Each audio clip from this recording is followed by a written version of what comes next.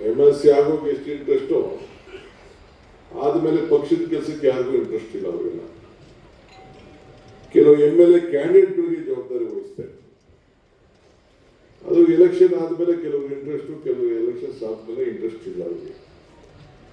ಕೆಲವರು ಸೀರಿಯಸ್ ಆಗಿ ತಗೊಂಡ್ಕೊಂಡಿದ್ದಾರೆ, ನಾನಿಲ್ಲ ಅಂತ ನಾನು ಹೇಳುವುದಿಲ್ಲ. ಸೊ ಅದಕ್ಕೆ ನಮ್ಮ ನಾಯಕರು ನಾನೇ ಬರ್ತೀನಿ ಅಂತೇಳಿ ಈ ವಿಚಾರಕ್ಕೆ ಕೆಲವರೆಲ್ಲ ತೀರ್ಮಾನ ಮಾಡಿದ್ದಾರೆ. ನಾಳೆ ನಮ್ಮ ACC ಜನರಲ್ ಸೆಕ್ರೆಟರಿ ಇನ್ಚಾರ್ಜ್ ಕೂಡ ಬಂದು ಈ 5ನೇ ತಾರೀಕು ರಾಹುಲ್ ಗಾಂಧಿ ಅವರು ಬೆಂಗಳೂರಿಗೆ ಬರಬೇಕು, ಒಂದು ದೊಡ್ಡ ಸಭೆ ಮಾಡಬೇಕು, ರ್ಯಾಲಿ ಮಾಡಬೇಕು ಅನ್ನೋದು ಕೂಡ ಒಂದು ಅಭಿಪ್ರಾಯ ಇದೆ. ನಾನು ಕೆಲವು ಸಲಹೆಗಳನ್ನು ಕಳಿಸ್ಕೊಟ್ಟಿದ್ದೇನೆ. ನಾನು ಅದನ್ನು ನನಗೆ ಫೋನಲ್ಲಿ, ನಾನು ನಿಮಗೆ ಮೈಕ್ನಲ್ಲಿ, ಮಾಧ್ಯಮದಲ್ಲಿ ನಾನು ಏನು ಕೊಟ್ಟಿದ್ದೀನಿ, ಏನು ಹೇಳಿದ್ದೀನಿ ಅಂತ ನಾನು ಇಲ್ಲಿ ಚರ್ಚೆ ಮಾಡಕ್ಕೆ ಮಾಡ್ತಾ ಇರಲಿಲ್ಲ. ಒಟ್ಟೊಟ್ಟಿಗೆ ರಾಷ್ಟ್ರೀಯ ನಾಯಕರು ಬಂದಾಗ ನಾವು ಬೆಂಗಳೂರು ಡಿವಿಷನ್, ಬೆಂಗಳೂರು, ರಾಮನಗರ ಈಗ ಸೌತ್, ಈಗ ಬೆಂಗಳೂರು ಸೌತು, ಬೆಂಗಳೂರು ಉತ್ತರ, ಕೋಲಾರ, ತುಮಕೂರು, ಚಿಕ್ಕಬಳ್ಳಾಪುರ, ಮಂಡ್ಯ, ಈ ಸುತ್ತಮುತ್ತಲು ಹತ್ತಿರ ಇರುವಂಥ ಜಿಲ್ಲೆಯಿಂದ ನಮ್ಮ ನಾಯಕರಿಗೆ ಪುಷ್ಟಿ ಕೊಡುವಂಥ ಕೆಲಸ, ಹೆಚ್ಚಿನ ಸಂಖ್ಯೆಯಲ್ಲಿ ನಾವು ಸೇರುವಂಥ ಕೆಲಸ ನಾವು ಮಾಡಬೇಕಾಗ್ತದೆ. ಆ ದೃಷ್ಟಿಯಿಂದ ನಾವು ಈ ಪೂರ್ವಭಾವಿ ಸಭೆನ ನಾವು ಕರೆದಿದ್ದೇವೆ. ಈ ಸಭೆಗೆ ಬಂದು ಸುಮ್ಮನೆ ಏನೋ ಕೆಲವು ಸಭೆಗಳಿಗೆ ಕೆಲವರು ಏನು ಮಾಡ್ತಾ ಇದ್ದಾರೆ, 100-200 ರೂಪಾಯಿ ಕೊಟ್ಟು ಕರ್ಕೊಂಡ್ಬರೋದು, ಇವೆಲ್ಲ ಕೂಡ ಅಭ್ಯಾಸಗಳನ್ನ ಇಟ್ಕೊಂಡಿದ್ದಾರೆ. ನಮ್ಮಂಥವ್ರು ಯಾರು ಬೇಡ, ಇರೋ ವಿಚಾರ ಹೇಳ್ತಾರೆ. ನೇರವಾಗಿ ಕಾರ್ಯಕರ್ತರು, ಮುಖಂಡರು, ಸಾರ್ವಜನಿಕರು, ಮತದಾರರು ನಮ್ಮವ್ರು ಮಾತ್ರ ಬೇಕು. ಇದು ನಾವು ಎಚ್ಚರಿಕೆಯಿಂದ ಇರಬೇಕು. ಸೊ ಈ ದೃಷ್ಟಿಯಿಂದ ನಾನು ಪೂರ್ವಭಾವಿ ಸಭೆಯನ್ನ ಇವತ್ತು ಇಲ್ಲಿಗೆ ಕರೆದಿದ್ದೇನೆ. ಈ ಮಧ್ಯದಲ್ಲಿ ನಿನ್ನೆ ಒಂದು ಮೀಟಿಂಗ್ ಮಾಡಿ ಬೆಂಗಳೂರು ಎಲೆಕ್ಷನ್ ಕೂಡ ಸಿದ್ಧತೆ ಮಾಡಿಕೊಂಡಿದ್ದೇವೆ. ನಾನು ಸಿಟಿ MLA ಹತ್ರ ಮಾತಾಡಿ 5 ಕಾರ್ಪೊರೇಷನ್ ಅಂತ ತೀರ್ಮಾನ ಮಾಡಿದ್ದೇವೆ. ಈಗ ಡೇಟು ನಿನ್ನೆಯಿಂದ ಮೀಟರ್ ರನ್ ಆಗಿದೆ. ನಾನು 3-4 ದಿನದಲ್ಲೇ ಕೋರ್ಟ್ಗೆ, ಸುಪ್ರೀಂ ಕೋರ್ಟ್ಗೆ ಯಾವತ್ತು ಎಲೆಕ್ಷನ್ ಮಾಡ್ತೀನಿ ಅಂತ ಅಫಿಡವಿಟ್ ಕೂಡ ಫೈಲ್ ಮಾಡ್ತಾ ಇದ್ದೀನಿ. 2ನೇ ತಾರೀಕಿಂದ ಅಷ್ಟೊತ್ತಿಗೆ, ನವೆಂಬರ್ 1ನೇ ತಾರೀಕು ಅಷ್ಟೊತ್ತಿಗೆ ಎಲ್ಲ ಸೀಕ್ವೆನ್ಸು ರಿಸರ್ವೇಷನ್ ಆದಿಯಾಗಿ ಮುಗಿಸ್ಲಿಕ್ಕೆ ಪಬ್ಲಿಕ್ ಅಬ್ಜೆಕ್ಷನ್ ಕರೆದು ಏನೇನು ಬೇಕು ಅದಕ್ಕೆಲ್ಲ ಮಾಡಲಿಕ್ಕೆ, ಯಾವ ರೀತಿ ಡಿಲಿಮಿಟೇಷನ್ ಪ್ರೋಸೆಸ್ ಯಾವ ರೀತಿ ಆಗಬೇಕು ಅಂತ ಕೂಡ ಎಲ್ಲ ಅನೌನ್ಸ್ಮೆಂಟ್ ಮಾಡಿದ್ದೇನೆ. ಹೆಚ್ಚಿಗೆ ಪ್ರಚಾರ ಕೊಟ್ಟು ಅವನು ಬಾಂಬೆಲಿ ಕೆಲಸ ಮಾಡ್ತಾ ಇರಲಿ, ದುಬೈಲಿ ಕೆಲಸ ಮಾಡ್ತಾ ಇರಲಿ, ಬೆಂಗಳೂರಲ್ಲಿ ಮಾಡ್ತಾ ಇರಲಿ, ಮೈಸೂರು ಮಾಡ್ತಾ ಇರಲಿ, ಅವ್ರ ಮೂಲ ಮನೆ ಏನಿದೆ ಆ ಮನೆಯ ಅಡ್ರೆಸ್ಗೆ ಅವನ ಹೆಸರು ನಾನು ನೋಂದಣಿ ಮಾಡಿಸಿ, ಆನ್ಲೈನ್ ಇಲ್ಲ ಆಫ್ಲೈನ್, ಅಂದರೆ ಆನ್ಲೈನಲ್ಲೂ ಮಾಡ್ಬೋದು, ಇಲ್ಲ ನಮ್ಮ ಮನೆಯಲ್ಲಿ ಅವ್ರ ಕುಟುಂಬದಲ್ಲಿ ಎಲ್ಲಿದೆ ಅದನ್ನು ಮಾಡಬೇಕು. ಒಂದು ಓಟು ಗಟ್ಟಿ ಮಾಡಬೇಕು. 2ನೇದು ಆ ಕುಟುಂಬಕ್ಕೆ ಅವ್ರು ಏನು ಯಾವ ಸಮಾಜಕ್ಕೆ ಸೇರಿದ್ದಾರೆ ಅವ್ರಿಗೆ ಸಾಮಾಜಿಕ ನ್ಯಾಯವನ್ನು ಕೊಡಲಿಕ್ಕೆ, ಎಲ್ಲ ಸಮಾಜದವ್ರಿಗೂ ನ್ಯಾಯವನ್ನು ಒದಗಿಸ್ಕೊಡ್ಬೇಕು ಅನ್ನೋದು ನಮ್ಮ ಪಕ್ಷದ ಮೂಲ ಸಂಕಲ್ಪ.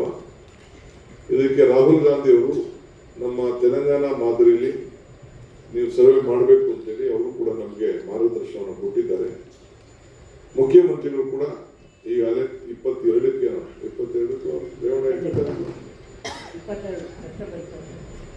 ಈಗ ಇದಕ್ಕೂ ತೆಲಂಗಾಣ ಹೋಗ್ಬೇಕು. ಈಗ ತೆಲಂಗಾಣಗೆ ಒಂದು ಟೀಮು ಹೋಗಿ ಬರ್ತಾ ಇದೆ. ನಾವು 22ನೇ ತಾರೀಕಿಂದ ಪ್ರಾರಂಭವನ್ನು ನಾವು ಮಾಡ್ತಾ ಇದ್ದೇವೆ. ಅದು ಮುಂಚಿತವಾಗಿ ನಮ್ಮ ಪಕ್ಷದ ಕಾರ್ಯಕರ್ತರು ಸಜ್ಜಾಗಬೇಕು. ನಾವು ಎಷ್ಟೋ ಜನಕ್ಕೆ ಪಕ್ಷದಲ್ಲಿ ಕೆಲಸ ಕೊಟ್ಟಿದ್ದೇವೆ, ಬ್ಲಾಕಲ್ಲಿ ಕೆಲಸ ಕೊಟ್ಟಿದ್ದೇವೆ, ಗ್ಯಾರಂಟಿ ಕಮಿಟಿ ಕೆಲಸ ಕೊಟ್ಟಿದ್ದೇವೆ, ಬೇಕಾದಷ್ಟು ನಾಮಿನೇಷನ್ ಮಾಡಿದ್ದೇವೆ. ಇನ್ನೂ ಒಂದಷ್ಟು ನಾಮಿನೇಷನ್ ಮಾಡಲಿಕ್ಕೆ ಈಗಾಗಲೇ ಪಟ್ಟಿ ಕೂಡ ಸಿದ್ಧತೆ ಇದೆ. 3-4 ದಿನದಲ್ಲಿ ಯಾವತ್ತು ಬೇಕಾದ್ರೂ ಅನೌನ್ಸ್ಮೆಂಟ್ ಆಗ್ಬೋದು. 1000 ಜನಕ್ಕೆ, 700-800 ಜನಕ್ಕೆ ಕಾರ್ಯಕರ್ತರಿಗೆ, ಒಂದೊಂದು ವಿಧಾನಸಭಾ ಕ್ಷೇತ್ರಕ್ಕೆ ಒಂದು 2-2 ನಾಮಿನೇಟ್ ಮಾಡೋಕ್ಕೆ ಕೂಡ ಈಗಾಗಲೇ ಪಟ್ಟಿ ಸಿದ್ಧತೆ ಆಗಿದೆ. ಒಂದು 30 ಜನಕ್ಕೆ, 30-35 ಜನಕ್ಕೆ, ಕೆಲವು ಬೋರ್ಡು ಸಣ್ಣದಿತ್ತು, ಒಂದು 10-15 ಜನಕ್ಕೆ ವೈಸ್ ಪ್ರೆಸಿಡೆಂಟು, ಒಂದು 30 ಜನಕ್ಕೆ, ಒಂದು 40 ಜನ, ಅದಕ್ಕೂ ಕೂಡ ಪಟ್ಟಿ ಸಿದ್ಧತೆಯಾಗಿ ನಮ್ಮ ಹೈಕಮಾಂಡ್ಗೆ ಹೋಗಿದೆ. ಅವರು ಇದನ್ನು ಪರಿಶೀಲನೆ ಮಾಡ್ತಾರೆ. ನಾನು ಚೀಫ್ ಮಿನಿಸ್ಟರ್ ಒಂದು 5 ಬಾರಿ ಕೂತ್ಕೊಂಡು ಚರ್ಚೆ ಮಾಡಿದ್ದೇವೆ, ರಿಸರ್ಚ್ ಮಾಡಿದ್ದಾರೆ. ನಮ್ಮ AC ಸೆಕ್ರೆಟರಿಗಳು ಕೂಡ ಹೇಗೆ ಆಕ್ಟಿವ್ ಆಗಿದ್ದಾರೋ ಇಲ್ಲೋ ಅನ್ನೋದು ಕೂಡ ನೋಡಿದ್ದಾರೆ. ಬಟ್ ಹಾರದೇ ಇದ್ದವರು ಸುಮಾರು ಒಂದು 4-5 ಸಾವಿರ ಜನ ಇದ್ದಾರೆ.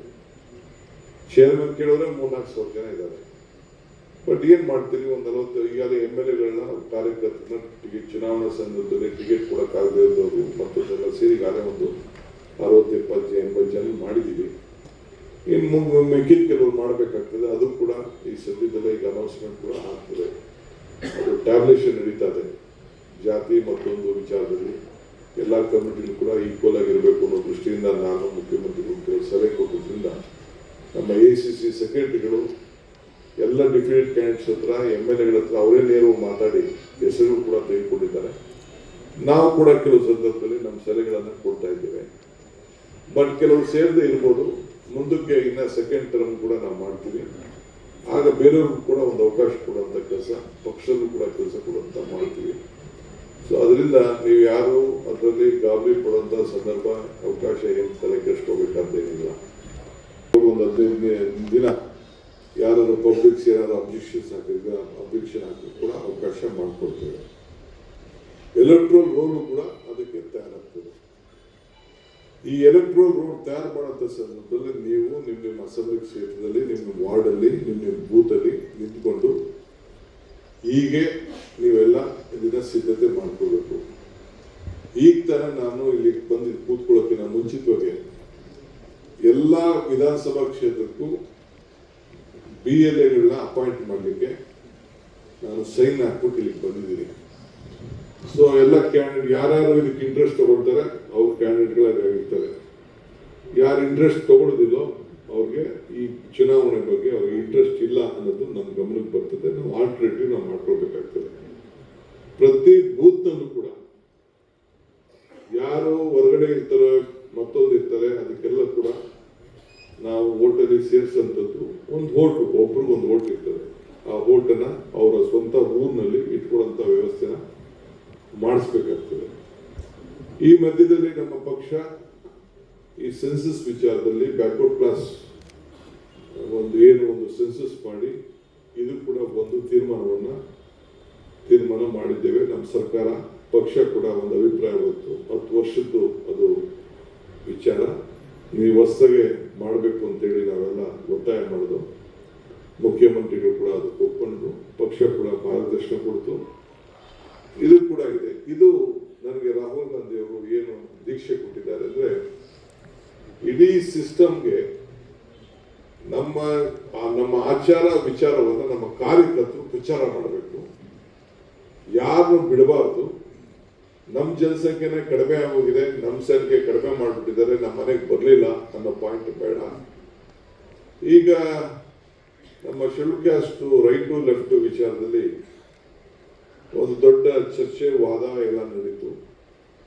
ಮತ್ತೆ ಈಗ ಅದಕ್ಕೆ ಟೈಮ್ ಕೊಟ್ಟು 1 ತಿಂಗಳಗಟ್ಟಲೆ ಟೈಮ್ ಕೊಟ್ಬಿಟ್ಟು ಈಗ ಮತ್ತೆ ಅದು ಪರಿಶೀಲನೆ ಆಗ್ತಾ ಇದೆ. ನಾಗಮೋಹನ್ ದಾಸ್ ಅವ್ರಿಗೆ ಜವಾಬ್ದಾರಿ ಕೊಟ್ಟಿದ್ದೀವಿ. ಅದಕ್ಕೂ 100 ಕೋಟಿ ರೂಪಾಯಿ ಇದಕ್ಕೆ ಎಕ್ಸ್ಟ್ರಾ ಖರ್ಚಾಗ್ತಾ ಇದೆ. ಅವರು ಬಹಳ ಅಡ್ವರ್ಟೈಸ್ಮೆಂಟ್ ಕೊಟ್ಟಿದ್ದಾರೆ. ಬೆಂಗಳೂರು ನಗರದಲ್ಲಿ ಬಿಟ್ಟು ಬೇರೆ ಕಡೆ ಎಲ್ಲ ಹೆಚ್ಚು ಕಮ್ಮಿ 95-96% ಅಷ್ಟು ಮಾಹಿತಿಯನ್ನು ಎಲ್ಲ ಮತದಾರರು ಅವರು ಆಂತರಿಕವಾದಂಥ ರಿಸರ್ವೇಷನ್ ವಿಚಾರದಲ್ಲಿ ಕೊಟ್ಟಿದ್ದಾರೆ. ಬಟ್ ಇದು ಬ್ಯಾಕ್ವರ್ಡ್ ಕ್ಲಾಸ್ ಏನಿದೆ, ಯಾವುದೇ ಜಾತಿ ಇರಲಿ, ಬ್ಯಾಕ್ವರ್ಡ್ ಕ್ಲಾಸ್ ಇರಲಿ, ಜನರಲ್ ಇರಲಿ, ಎಲ್ಲರೂ ಕೂಡ ಅವರವ್ರ ಮನೆಗಳಿಗೆ ಹೋಗ್ಲಿಕ್ಕೆ, ಎಲ್ಲರೂ ಕೂಡ ಅವರವ್ರ ಹೆಸರುಗಳನ್ನ ಬಳಸ್ಕೊಳ್ಳಿಕ್ಕೆ ಒಂದು ಅವಕಾಶ ಇವತ್ತು ಇದೆ. ನಾನು ಎಲ್ಲ ಡಿಫಿಡೆಂಟ್ ಕ್ಯಾಂಡಿಡೇಟ್ಸ್ಗೆ ಮತ್ತು ರಾಜ್ಯದ ಎಲ್ಲ ಬ್ಲಾಕ್ ಕಾಂಗ್ರೆಸ್ ಅವ್ರಿಗೆ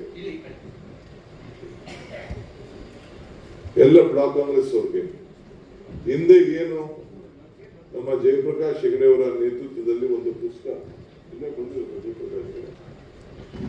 ಏನು ಒಂದು ರಿಪೋರ್ಟ್ ಮಾಡಿದ್ರು, ಆ ರಿಪೋರ್ಟ್ ಪುಸ್ತಕ ನಾನು ಕೆಲವರೆಲ್ಲ ಕಳಿಸ್ಕೊಟ್ಟಿದ್ದೀನಿ. ಇನ್ನೊಂದು ಟ್ರೈಲ್ ಬೇಕಾದ್ರೆ ನಾನು ಕಳಿಸ್ಕೊಡ್ತೀನಿ.